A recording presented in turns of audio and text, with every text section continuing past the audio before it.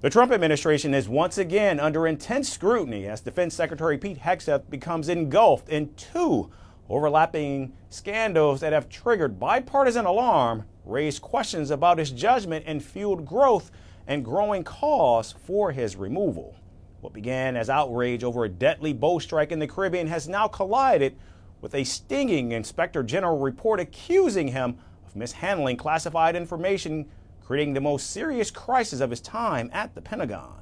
And at the center of the storm is the administration's aggressive campaign against alleged drug smuggling boats in both the Caribbean and Pacific. Since September, at least 22 U.S. strikes have killed 87 people, part of a mission by President Donald Trump, which he claims is vital to stopping fentanyl from reaching American shores.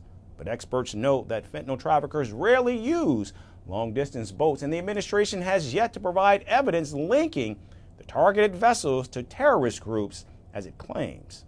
Well, I'd like to see Hegseth sacked. For one, though this goes up all the way to Trump, we have to be, honest about that. I would like the U.S. government to compensate these people, to apologize, and to stop the killings. That's what I'd like to see. That would be my wish list, for sure. The controversy exploded after it was revealed that a September 2nd strike left survivors clinging to debris and that those men were killed in a deliberate follow-up double-tap attack. Later on, a couple hours later, I was told, hey, there had to be a reattack because there were a couple folks that could still be in the fight.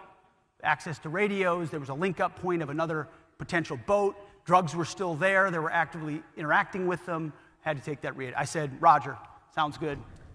Lawmakers who viewed classified footage said the men were clearly shipwrecked. Democratic Representative Jim Hines described the video as showing U.S. forces attacking shipwrecked sailors, while Republican Senator Rand Paul suggested Hegseth either lied about the incident or failed to understand what exactly happened. Others, like Senator Tom Cotton, insisted 4 strikes on the vessel were lawful and needful, saying the survivors were actually trying to re-engage.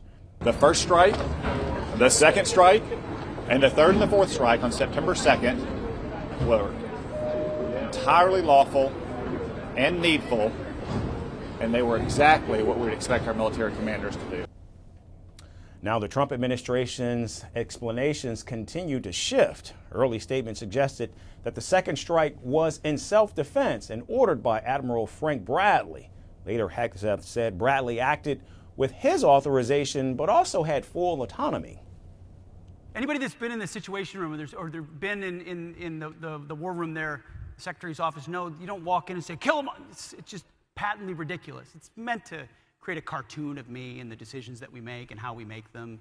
It's ridiculous. The chairman and Admiral Bradley and everybody shot it down immediately because anybody that knows that's not how things go. There's a very defined process, specific criteria, go, no go, yes, no, lawyers, intel analysts, everything. And then after that, you simply say cleared hot or not. Now, the president himself, in true Trumpian fashion, continues to distance himself from the attacks, claiming he was unaware of the operational details and hinting he would not have approved the second strike. And as the crisis continues to unfold, Hegseth was hit with a second scandal. A Pentagon Inspector General report released last Thursday found he violated Defense Department policy by sharing precise classified details of planned Yemen airstrikes on his personal Signal app. The messages, which included aircraft numbers, strike times, and targeting information, were sent only hours before the missions.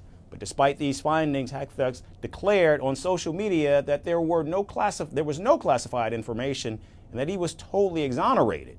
The twin crisis has triggered backlash inside Congress, but Hegseth remains in his position largely because President Donald Trump continues to provide overwhelming support.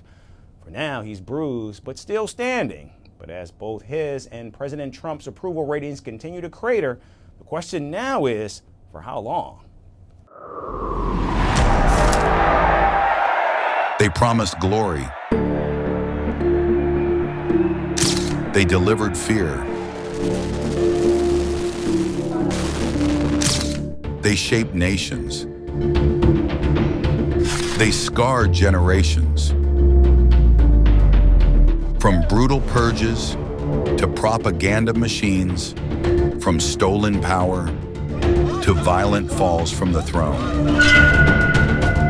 Welcome to The Dictator, a series that strips away the myth and then exposes the men behind the tyranny. History remembers their power. Firstpost reveals their truth.